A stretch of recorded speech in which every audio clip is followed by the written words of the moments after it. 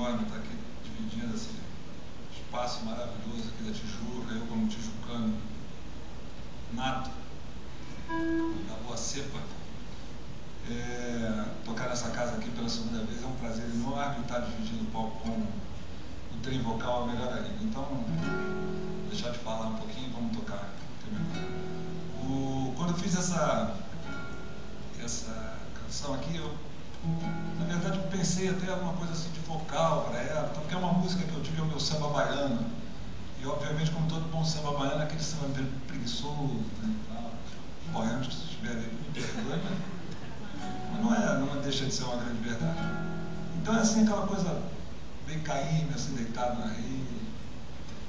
Então o vocal que eu vou contar com a participação de vocês, apesar de estarmos com um grupo vocal, nada melhor do que uma plateia vocal.